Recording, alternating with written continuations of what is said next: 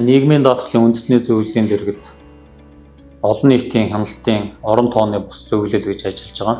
Энэ зөвлөлийг бол нийгмийн даатгалын ерөнхий хуулийн өөрчлөлттэй холбоотойгоор 2024 онд олон нийтэд сонгон шалгаруулалт зарлах байдлаар байгуулсан байгаа. За нийгмийн даатгалын үндэсний зөвлөлийн 2024 оны 6 сарын 10-ны өдрийн 03 тоот тогтоолоор орон тооны бус олон нийтийн хяналтын зөвлөлийг 7 хүний бүрэлдэхүүнтэй байгуулсан байдаг.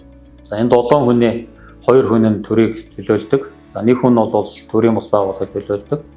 2 хүн мэрэгжлийн хороог төлөөлдөг бол 2 хүн даатгуулагчийг төлөөлсөн ийм 7 хүний бүрэлдэхүүнтэй орон тооны бус олон нийтийн хяналтын зөвлөл гэж нийгмийн даатгалын үндэсний зөвлөлийн дэргэд байгуулагдсан байдаг. За олон нийтийн хяналтын зөвлөлийн чиг үүрэг бол нийгмийн даатгалын тухай ерөнхий хуулийн 13 дугаар зүйлээр заагдсан байдаг. Энэ юу гэдэг юм бэ гэхээр нийгмийн даатгалын сангийн чөлөөт үлдэгдэл гэж байгаа. Чөлөөт үлдэгдлийг засгийн газрын 2024 оны 254 дугаар тогтоол гэж байгаа. 4 чиглэлийн хэрэгсэл байршуулна. Энэ 4 чиглэлийн хэрэгсэл байршуулах шалгуур үзүүлэлтүүд гэж байдаг. За бас хэм хэмжээ, норм дүрм гэж байдаг.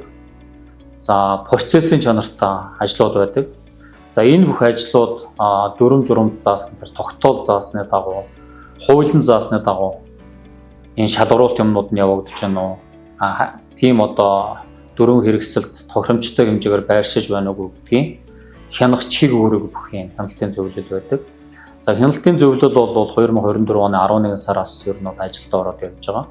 2025 онд хийх ажлын төлөвлөгөө гэж байгаа. Тэр төлөвлөгөө боловсруулаад нийгмийн даатгалын үндэсний зөвлөлөө батлуулчихсан явж байгаа.